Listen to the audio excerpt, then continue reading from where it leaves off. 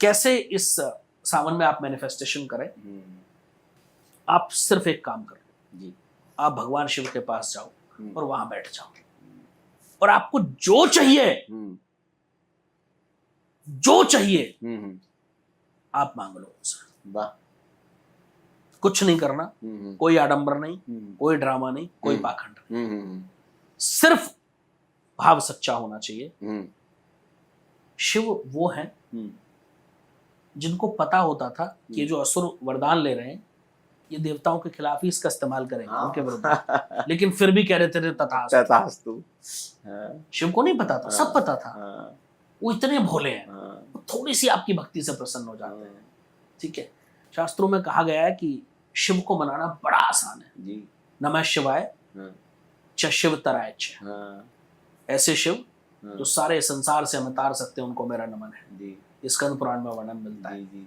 तो बड़ी महिमा है शिव की जी। तो जिसने वहां बैठ करके जो मांग लिया वो मिल गया।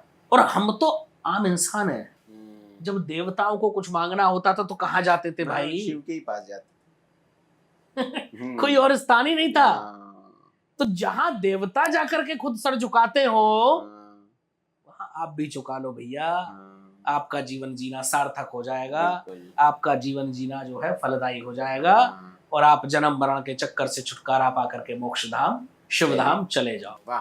तो ये जो सावन है ये विशेष है। मैनिफेस्ट अगर कुछ कर रहे हैं, आपको जीवन में कुछ चाहिए तो महादेव से आप मांगेंगे तो निश्चित आपको मिल जाएगा, क्योंकि महादेव के बारे में जैसे आपने कहा बहुत भोले हैं। वो तो इतने भोले हैं कि हम जैसे, वो किसी एक विद्वान है उन्होंने बहुत अच्छा कहा कि जिसने उनको भजा वो उसके हो लिए और जहां उनको रख दिया वो वहीं के हो गए। जैसे पीपल के नीचे रख देंगे तो पीपलेश्वर हो जाएंगे। exactly. और राम उनको रखेंगे तो रामेश्वर हो जाएंगे। नर्मदा नदी से प्रकट हो गए तो नर्मदेश्वर हो गए।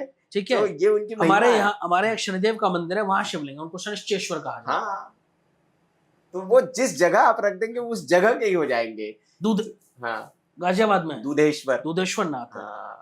मतलब जहां शिव वही है। मैंने कहा ना, शिव हर तत्व में समाहित है। वो जहां आपने जैसे रूप में उनको मान लिया वो वैसे हो गए।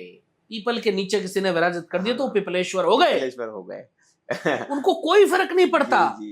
वो दिखावे से परे हैं जी।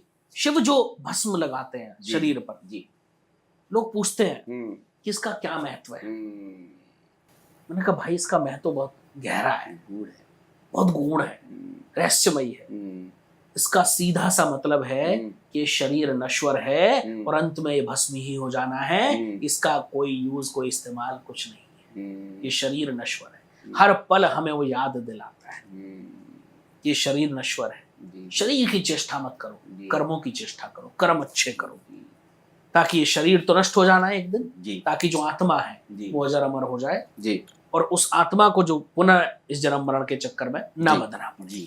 अब अंकित जी, जिन लोगों का बहुत खराब समय चल रहा है, कहते हैं कि जी कुछ अच्छा ही नहीं हो रहा है, या किसी के जीवन में लगातार परेशानी आ रही है, क्या वो इस सावन के महीने में ऐसा कर ले कि उसके जीवन के कष्टों का हरण हो जाए? कोई एक उपाय?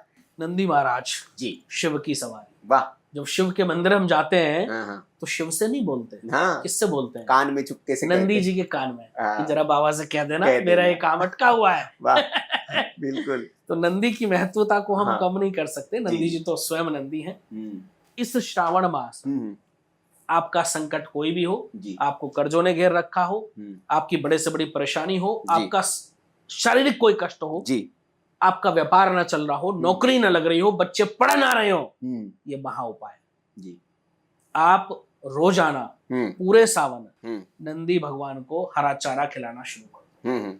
अगर 11 नंदी भगवान मिल जाए तो बहुत ही अच्छा है, ना मिले तो भाई जितने मिल जाए उतना कर ले। विश्वास दिला रहा हूं, अगर जिसने ये पूरे महीने कर लिया, इस एक महीने के अंदर ही चमत्कार अपने जीवन में देखेंगे। होगा। इस एक महीने के अंदर ही परिवर्तन आते हुए देखेंगे। संकल्पित होकर के, संयमित होकर के जी, नियमित ये कर लेना जी, जीवन में बदलाव निश्चित है।